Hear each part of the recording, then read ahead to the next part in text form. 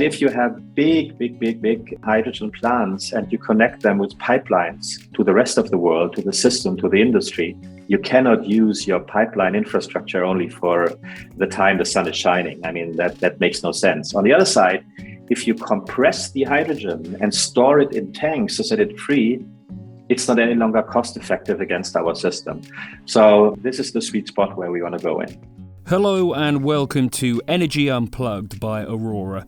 This podcast features various experts from Aurora having in-depth conversations with key industry leaders, policymakers and academics from all over the world. It explores the hottest topics across the energy market and gives a unique perspective on major energy issues.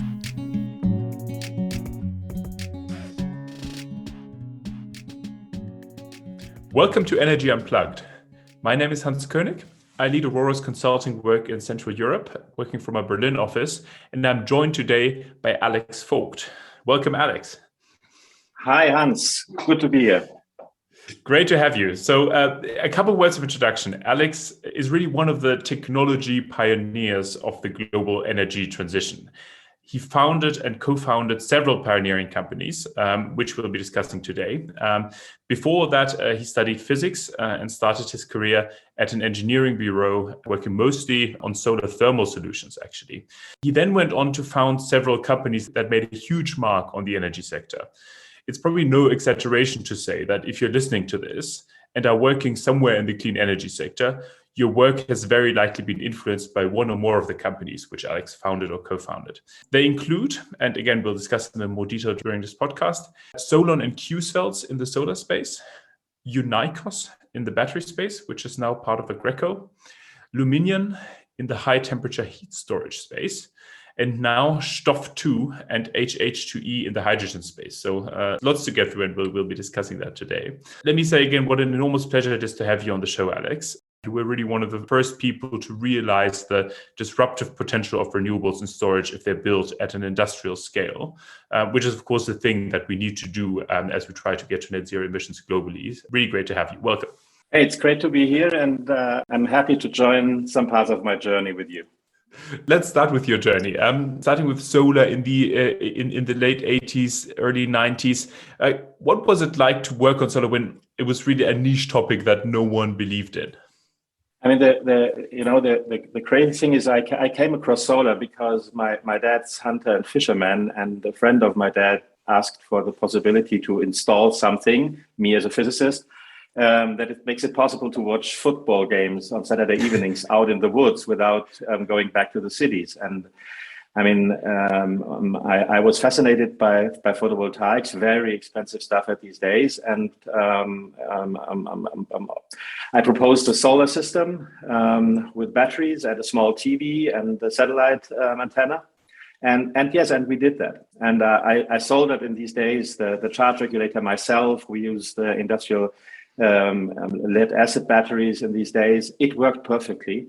And through mouth-to-mouth marketing, I mean, I started my first really small solar company while I still was a student.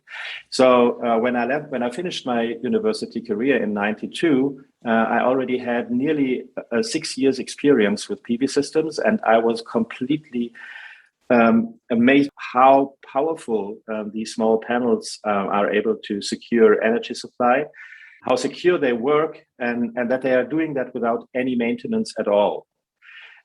So when I left university in '92, I spent an internship in a strategic consultancy, simply using their tools, industrial cost calculation based on material costs, and industrial learning curves and stuff like that. In that internship, I calculated the cost of a kilowatt hour photovoltaic electricity if you would simply assume an industrial production of photovoltaic modules. And in these calculations, using their methodologies of cost calculation based on material cost, industrial learning curves through scale, it turned out that the cost for a kilowatt hour solar electricity will be around 4 German Pfennig, which is approximately 4 cents in the euro currency. And in these days, the real costs were a factor 100 higher. And I said, yes, this is a goal that I want to achieve, where I want to pave the way for the solar energy to become, in a way, the cheapest energy on this planet. I mean, that's really interesting, and actually, it's very much in line with a lot of the recollections of other early proponents of high learning rates in solar PV, but also in batteries. I mean, Elon Musk has said very similar things about his thinking about solar and batteries in the 90s. And if we listen to you, or if you listen to Elon Musk, it almost sounds as if it was obvious that these technologies would get so cheap, but still the mainstream missed it. Why? I think the main misunderstanding is, on the one side, you have politicians. They say, "Oh, it's much better to give research money out to develop a cheap solar cell than to give incentives to the market to gain the scale to help the industry to get the cost down." In fact, from my point of view, if you spend money on development, you never do something cheap. You only spend very expensive development costs. The thing that makes things cheap is not development, it's industrialization. For sure, in this industrialization process, a lot of development has to be made to bring the cost down. But it's all driven by a completely different set of goals for the participants in these huge organizations. It's not a simple scientist in a laboratory who invents the cheap solar cell. I mean, that's a myth. And that's true for batteries, it's true for electrolyzers, it's true for everything that's in the energy world out there. And I think the misunderstanding is that most of the people estimate that it's above their influence to create an environment where this development can happen.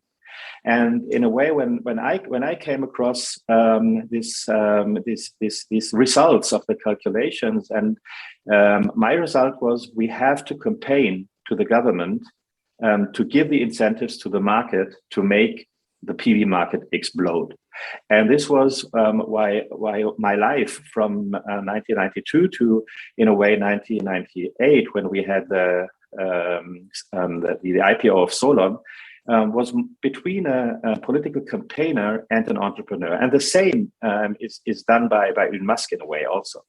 So if you're a real businessman and you say, "Oh, I only look on the fundamentals of the market, as the market to be something out there existing," I think the real look is what has to happen to the market that the thing that is obvious could happen in reality on this planet.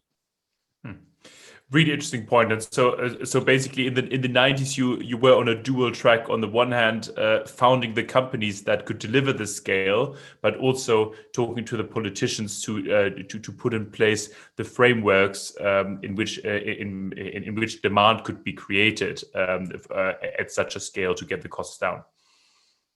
Exactly, and I mean it's not only to talk to the politician.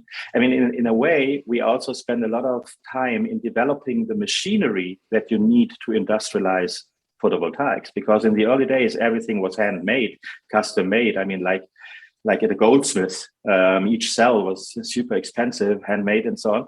And to develop automized processes which could bring the cost down during while scaling up was a very, very difficult and intensive job. And for sure, showing the politicians the results of this work, so proving that if they do their job in creating the market, we have done our job in industrializing the market. That was a real good fit. And I think there is also a trust needed between the companies who are engaged in these new developments and the politicians. That's very, very important. Yeah, interesting. And so of course you didn't just found one company, but two solar companies, so Solon and Q Cells. How did they interact, and why two rather than one? I mean, in general, the first plan was with Solon to have a 3-step business plan. First, we wanted to be the first company out there to sell turnkey PV systems to the end customer. Standardized system, 1.6 kilowatts, ready installed fixed price. Okay, that was how we created track on the market. When we had the chance to prove that we can sell the systems, because actually nobody believed in that, we could sell the system. We said, okay, this is the point to do the IPO and to take the money from the market to invest in the first solar production. And imagine our first production had a capacity of 5 megawatt, while the world market was 80. So it was a significant investment in the market, a game changer in the PV market with this volume. And the third step was one step up in the value chain from the solar system, solar module. The third step was in the solar cell. Then we recognized that the solar cell production is in a way a completely different game, different skill sets, and we decided to spin off the tech team at Solon around Rainer Lemoine, and to create a new company with his 4 or 5 people team, Q Cells, and we located it more in an industrial chemical region like Bitterfeld, to kick off, not to have all the complexity in one organization. That was mainly the cause. Okay, interesting. So you rather have one player specializing in the cells, in the modules, and then another player specializing in the whole system development, and each of them is very good at what they do, but they work separately. They work separately, and they also work on arm's length, helping other players in the market. And this is also very often underestimated. I mean, if you look in the early 2000s, there were Solarfabrik, Solar World, Koenig, whatever. It was a crowd of young little sharks trying to drive the cost curve down and the market up. But we worked in a way cooperative together. That doesn't mean that we are not competitors on the market in front of the customer, but in terms of developing new machinery, next generation of tools, whatever, the small industry worked very well together. And for example, it is much easier if you have a pure cell player to help him to make offers also to your, in a way, competitors on the module basis than if all is an integrated industry. Makes sense. Now, of course, what's also part of the story is that, unfortunately, after you left, it has to be said, as Solon went into administration and Q Cells was taken over by Hanwha, a South Korean company, and is still around. What went wrong there, or why is it? Why did these entities not survive to this day as independent companies? I mean, Hans, I would like to intervene at this point. I mean, I did my first part exit from Q Cells and Solon in 2006 and 2007. And the whole story started to boom at this point. So I was an early bird, and I left from an eye of a lot of investors, a lot of money on the table by leaving the race so early. And then after the financial crisis in 2008, the downturn began. Okay, so it was not Alex left the companies and then they went down. It was Alex left the companies and then they boomed. That's the way a lot of people are telling the story also. And then we had some situations that made the European PV market collapse. But why have I left the companies? In a way, 2006, my 5 years contract as a CEO ran out. And for sure, if you run for the next period of 5 years, you have to show your strategy. And I was so convinced that the Chinese will take over the PV market on the one hand, that I was very pushy to go out of the solar production with Solon. Okay, Q Cells is a different game, but with Solon, and to concentrate on solar power plants. I mean, in 2005, we completed the first double-digit megawatt power plant. It was the first real 80 million solar power plant that got worldwide recognition. And I was sure that the next thing is to bring solar to a financial level as a financial product to investors. Okay, on a big scale. And that it's not so much the production. I mean, in 2005, more than 1,000 module factories were out there on this planet already. So it became a commodity. And I said, I want to sell in a way the production and take the money and concentrate on a new business sector. So it would have been pure large scale project development, essentially. It would have been pure large scale development, exactly, including in a way running the whole design process from the plant across the module to the solar cell to achieve the cheapest possible power plant on this planet. That was what I was dreaming of. And on the other hand, I mean, we looked a little bit back. That's what you do if you have a new phase coming up, and the cost curve went down so much quicker than my calculation or the calculations from 1992 showed, that I was 100% sure that solar will become the cheapest source of energy that human mankind ever had on this planet, and that now it's time to concentrate on something else, and this is integration technologies like batteries, high temperature storage, and hydrogen. Okay, and I guess that's almost the perfect transition to your next ventures. But just one comment before that, I think it's pretty interesting that what you just said about the pivot from systems to development, because in a way we're now seeing that trend as well. Actually, over the past couple of years, with a couple of big solar cell manufacturers such as Canadian Solar also going into development. So this is history might be repeating itself here a little bit. Yes, that's and I'm very curious how this will happen also to the future technologies like hydrogen and so on. I mean, always the game between technology companies and development companies, project development companies, is very often underestimated. I mean, you mentioned also in the line of companies that I started, only the technology companies, but in parallel to each technology company, you have an own project company that's needed to give you the potential for sales and for growth for the upcoming years, because it simply takes a lot of time until a very conservative market like the energy market, that competitors are looking on your successful business model and then decide to copy it, and then the market really takes off. This is in a way the way how the new developments are moving. You know, in the moment in hydrogen, we are very early stage. The projects are only running with governmental help, whatever. But if you have the first really successful money printing green hydrogen projects out there, the market will simply explode.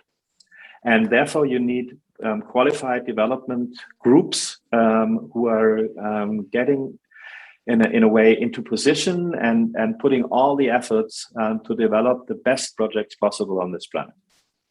Someone needs to show that it can be done commercially, and then others will try and follow suit. Yeah, that makes sense. Exactly.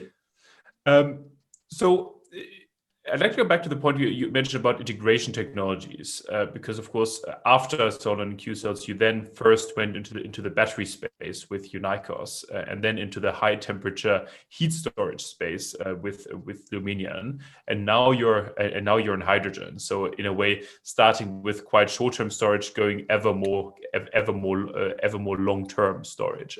What are the ideas behind those ventures? I mean, in a way, between Solon and Q Cells, there was a more than 2 years period in a company that is not so much recognized, which was called Solon Laboratories.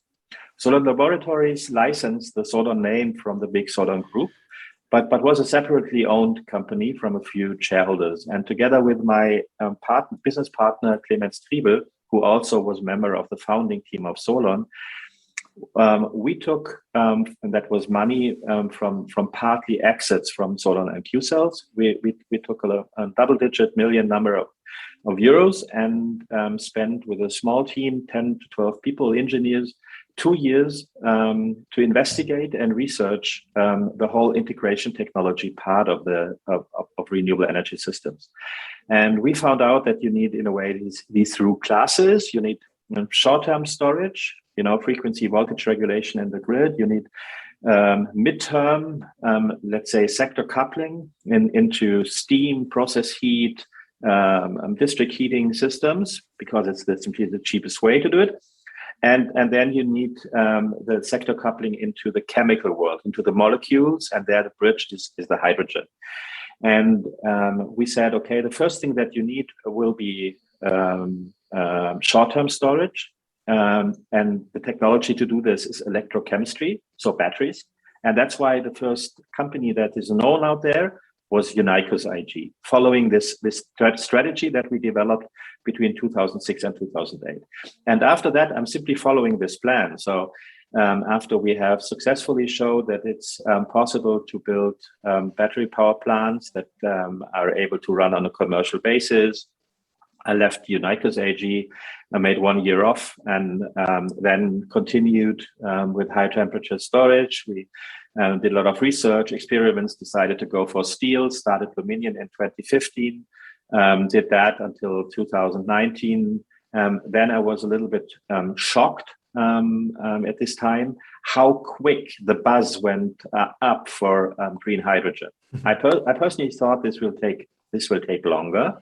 And then we grabbed for the technologies that we scouted between 2006 and 2008 and started with laboratory experiments and stuff like that.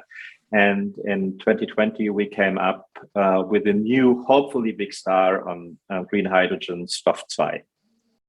We'll talk about your current activities in a second, but just as a final question on this looking back part, you're a real forward thinker when it comes to new technologies and new concepts in the energy transition. But some of them have only taken off after you've left the companies you founded. So you gave the example of solar, the market booming after you left. Large scale battery storage is now being built globally in the gigawatts and tens of gigawatts. But it wasn't really when you were still at Younicos. So do you think you were sometimes too early with some of your ideas, or is that how you see your role, that you contribute to the early push and then you move on? Yes, that's exactly. I mean, number one, I mean, I had never in my life the goal to become as rich as Bill Gates or successful as Elon Musk. I mean, I really want to deliver something to the next generation. That was my goal, and I had the goal to earn enough money to have also a decent life with my family. That's why I also reinvested nearly all of the money that I earned into new stuff, and this in a phase where nobody believed in the possibilities. So in a way, I wasted a lot of money, if you would say it in commercial terms from an investor's point of view, but from my point of view, I didn't. And I mean, I'm really good in the early phase, and it's not only that I left the companies. I mean, I'm continuously working with, let's say, up to 2 handful people since the starting of Solon. So we are not only Alex Voigt. I mean, we are in Berlin a crowd, nearly a family of people, early thinkers, who are delivering their job, and this is done in a way when the first commercial proof of concept is done. Because then others can take over. They are much more skilled in financial analysis, financial engineering, product design, whatever, than our group is. But really to fight with all the struggle and against all odds in these early phases, you really need a team that trusts each other and that also shares the same view on how the world of energy will develop. And this is what I have created around me, and I never left this family. And it's still with me. And now we are on the way to the next phase with STOFF2. So let's talk about that. So there's STOFF2 and there's HH2E. What are they and how do they fit together? In a way, it's again this couple. You know, HH2E is a highly specialized project developer. And the type of projects we are developing are uses for former fossil fuel-based power plants. This is a big task on this planet, because around these huge fossil power plants, you have a whole cluster of industries that are linked to this power plant, also to make it commercially viable. So in a lot of places where you have lignite coal power plants, for example, you have huge off-takers of industrial steam, because to make commercial use of the steam that the temperature that you have after you run through the electricity generating process, you have an off-taker, you have additional income. Now, when you close the lignite plant, you're leaving the industrial player behind.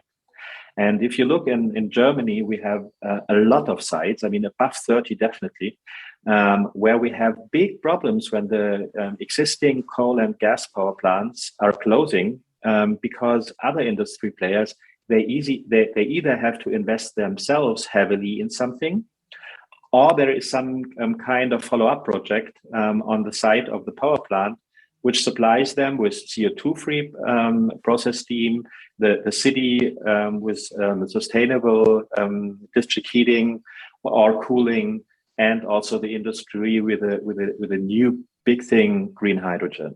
And HH2E is a project developer, brownfield developer, who's looking on existing but dying fossil sites, and is creating something that we call the Zukunftskraftwerk, which is combining all the three technologies that we mentioned, from Younicos across Lumenion to HH2E, a project developer that creates new power plants that are using the fluctuating cheapest energy source of the world, renewable energy, electricity, to generate stable flows of energy that could supply 650 days, 24 hours, cities, industries with stable flows of process steam, district heating, and hydrogen, and also oxygen, by the way. So this is HH2E. STOFF2 is a technology, a product company, and will develop an electrolyzer that uses, in a way, an old, but in the space, new technology that is especially designed to combine the needs of green hydrogen generation with the output or with the characteristics of renewable power plants like wind and solar. So I don't know how much you can say here, but how exactly is STOFF2 different from the technologies which some of the more established and already larger electrolyzer companies are pushing? I mean, most electrolyzers are stemming from an area where you designed them to work beside a nuclear power plant or a big hydro system, which delivers more or less a flat baseline of energy output. So the systems are designed to run and have a lot of running hours through the year. But if you confront them with a generator like wind and solar with less than 2,000 in a way working hours a year, you get commercial problems. Okay, and we developed projects on islands. We really physical islands, converted them from existing heavy oil diesel systems to wind, solar, battery, renewable systems, and we learned a lot of the statistics that you get if you combine the load curves and the generation curves and everything that you need for the electrical system. That have we done with batteries. You have a residual amount of energy that you have to get, in a way, rid of. That's a funny word, but if you have a small system, that's the engineering problem with it. And we looked, what kind of systems do we need? And if you look at this, we find out that you have roughly 4 hours a day where you have a lot of extra power, in a way, in the system that you have to get rid of. But the rest of the day, in a way, you are a little bit under-resourced. So we looked for a technology, for a chemical reaction that can take, in a short period of time, a lot of energy and then give it back as in form of hydrogen out in a much longer, 4 to 5 times longer period on a stable and adjustable way. And we found this in a chemical reaction that was first described by chemical engineers in the 30s when the Germans looked for batteries for their marine fleet. And this battery was characterized as very bad battery because it's only giving you roughly 8% of the electricity back as electricity, but more than 70% back as hydrogen. But there was no need for hydrogen underwater in the submarine, so it was characterized as a bad battery.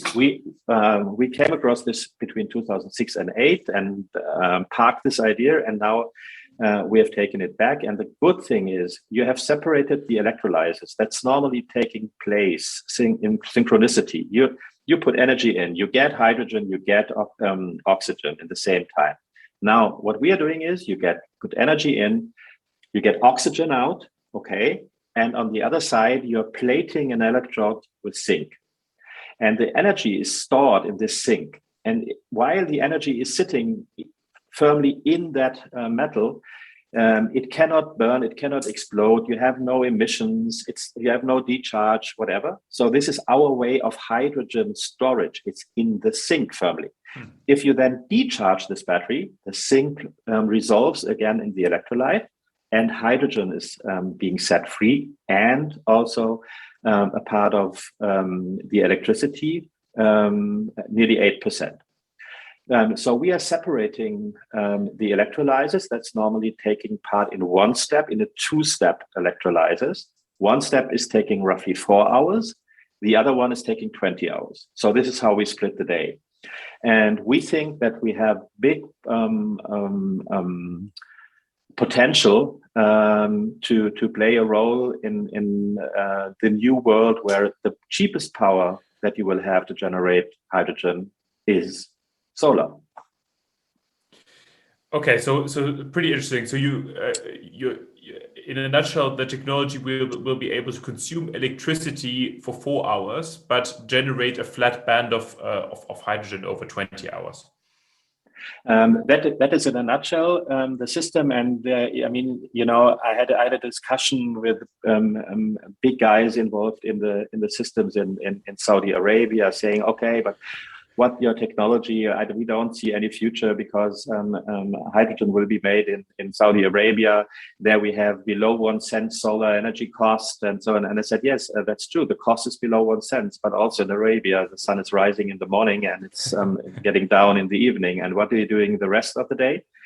Because if you have big hydrogen plants and you connect them with pipelines to the rest of the world, to the system, to the industry, you cannot use your pipeline infrastructure only for the time the sun is shining. I mean, that makes no sense. On the other side, if you compress the hydrogen and store it in tanks to set it free, it's not any longer cost effective against our system. So this is the sweet spot where we want to go in. Okay, that's super interesting. You already mentioned cost effective. So let's talk about the economics of this. What do you make to need it fly? I presumably in the short term you're applying to grants, but in the longer term, this kind of technology will be able to support itself in the market. I think so, yes, because I think the new market driver will be a CO2 pricing. Okay, it will not be any longer a law like the feed-in tariff for PV and for wind with special tariffs and cogeneration with special tariff. You will have as a main driver CO2 costs, mainly differentiated by sectors. I don't know, but this will be the main driver. And this is what will make us competitive. So you only need to compare the cost of generating hydrogen, align it with the CO2 footprint that goes along with it, and then make your cost comparison. And then you end up at a certain threshold of a CO2 price where we say, okay, in general, with green hydrogen, we are in the market. That's not for our technology, that's for green hydrogen. And then if you look how to produce green hydrogen and how to store it and how to deliver it on a reliable basis, 8,000 hours, 8,670 hours to be exact, so a whole year long, because this is what the industry really needs. I think our technology has a lot of potential in it if you compare to other technologies, but for sure we have to prove this. Do you already have views, or is it too early to tell what kind of carbon prices you would need to make it fly without subsidies or grants? I mean, this is a little bit too early, not because I don't want to tell it, but because we are still in discussion and we are doing our calculations. I mean, what I can tell you, it's not 400, it's not 200, but it's also more than 50. So it's something, I think, in a range where if you follow the recommendations from Umweltbundesamt or from BMU, where the CO2 prices should be in 26, which is, correct me, but around 100 euros, something like that, maybe between 80 and 120, whatever. I mean, this should work out. Okay. I mean, that's good to hear. How scalable is this? So you mentioned this power plant of the future, which you're developing. Is this going to be a model which we'll see everywhere around the world in 10, 20 years, or are there constraints to the usability of this? I mean, you always have weather on this planet. Okay, you have some places you have more wind, some places you have more sun, but you have places that are not inhabited by human beings at all. So we have a lot of potential on the planet, and I personally think that it will take a time, and I doubt that we see it at all, that you will have a huge international hydrogen transportation system, because the cost of transportation, if you compare the delta in the pricing, I mean, maybe you have 2 times more sun in Saudi Arabia than we have in Europe. If you calculate it down to a delta in price, I think the transportation costs from Saudi Arabia to Europe are higher than the delta in pricing. So the market will have to decide what we will see. But I think if you simply look on Germany and you look on the task that we have on our shoulders with the new climate law, with decarbonization until 2045, I think it's such a huge challenge. And in the moment, we are completely focusing on that, and we are trying to help our industry players to stay where they are in Germany by helping them to get access to CO2-free steam and hydrogen and oxygen. So our focus is mainly Germany. And for sure, we have to fight there with this regulation thing. What is green electricity? Do you really produce green hydrogen? Whatever. There are a lot of unknowns on the way. But in general, I mean, the materials that we are using for our electrolyzer, in terms of what you need, are unlimited. There is nothing like products that you don't have, and I see that we will have from my guess roughly 20% of the overall energy need that society needs. We will have to use based on green hydrogen. So the market for electrolyzers, they will explode in the next years, like we have seen for solar cells. I mean, the electrolyzers are only a part of a system, like a solar cell is only a very small part of a PV system. But the stack, the electrolyzer, this part, the market will explode, because the world simply needs green hydrogen. Yeah, makes sense. And you mentioned regulation and politics, and obviously there's the German elections coming up in fall. The European Commission is presenting its Fit for 55 package in mid-July. Actually, by the time this appears, it may have just come out even. What are your top 3 items on your wish list from policymakers, either from an HH2E perspective or more generally, to make the energy transition work? I think what definitely should be achieved is that everywhere where you have under construction law the possibility to build renewable energy systems, it should be possible. Either wind, either solar. I mean, we can also create new regulations, for example, for a super interesting agri-photovoltaic, so the double use of land for agriculture and solar, where I'm a huge fan of. And you simply should allow to build the systems where the construction law allows it. If somebody is able to develop a project that's commercially viable so that he's able to finance it, he should be able to do it. That's number one. And number two, I think that all the subsidies for fossil fuels have to run out. I don't say they have to stop at a certain date, but they have to run out, because it doesn't make sense to price CO2 on the one side and on the other side heavily subsidize the use of fossil fuels. I mean, imagine if you are 40 years after the human mankind began the fight against climate change, still Aramco is the most profitable company of the world. Something went wrong, right? Because they are doing nothing than CO2. Oh, yeah, okay, so I simply think that we shouldn't try to push the renewables. I think they will push themselves, because the human mankind has understood, the industry has understood that things have to change. And the politicians, and maybe it's the hardest job for them, they simply should set up some small rules, CO2 pricing. It should be allowed wherever construction law is allowing it, and simply give the way free. Makes sense. Thank you very much. So we're getting towards the end of the podcast, but before we do, we always like to ask our guests some overrated or underrated questions. And the ideal answer to this is it can be just a statement of overrated or underrated, or it can be one or two sentences to explain, but it shouldn't be the long elaboration. And the first concept that I would like to present to you is the role of batteries in the energy transition. Overrated or underrated? Underrated. I think because also we have a lot of the cost curve ahead of us, and a lot of people, if you still see the people who are fighting for this concentrated solar power stuff, I mean, we had a look at that 15 years ago, and 15 years ago we decided, hey, that is by far too expensive. We will never be able to go down. And we have experienced in the past, and I think still people cannot imagine how cheap batteries will become in the next 10 years.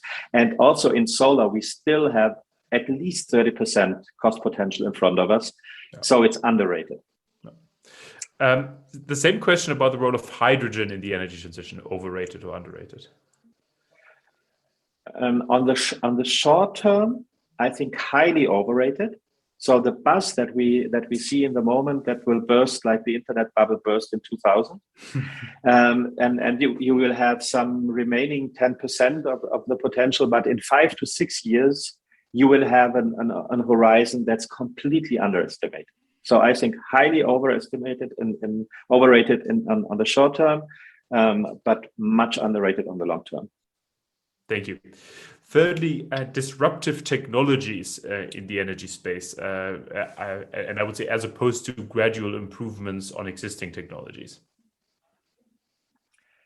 To be honest, I don't see anything really disruptive. I mean, we have seen, if it comes to cost calculation of nuclear power or whatever. I mean, and look, in Germany we built the whole Rhein-Main-Donau canal only to cool power plants. The cost was never included in the electricity. Okay, so if a society wants something, you can bring the cost down simply by separating the cost and saying, oh, the transportation sector needs this channel. It's very important to bring the Donau, the Danube River close to the Rhine-Main area, whatever. I mean, if you do that, I mean, then there might be disruptive technologies like fusion reactors and things like that. But I think if you really go down to fundamentals, I don't see anything disruptive out there, to be honest. Interesting. And then finally, the distributed nature of the energy transition. So prosumers and so forth, rather than big infrastructure projects. I think the decentralized part is, on the one side, much underrated, because the people can do in their region much more than they may estimate. But on the other side, only 25%. The main energy consumption is in industry. So you will have both. I think in terms of development, the local side of it, the energy community side. I mean, I'm fighting for this in the EU also for longer than 10 years. Is very much underrated, and the rest is on my way. And from my point of view, neither under nor overrated. I mean, the people know what needs to be done. Okay. Well, thank you very much, Alex. This brings us to the end of the podcast. It's been great talking to you. Thanks for taking the time, and hopefully speak to you soon. Thanks for the chance to share my ideas with you. That was Hans Koenig, Aurora's head of commission projects in Central Europe, talking to Alexander Voigt, CEO of STOFF2 and board member and founder of HH2E. Do keep an eye on our podcast feed for more in-depth conversations with senior members of the energy industry. The best way to do this is to subscribe on whatever platform you use. Thanks for listening and goodbye.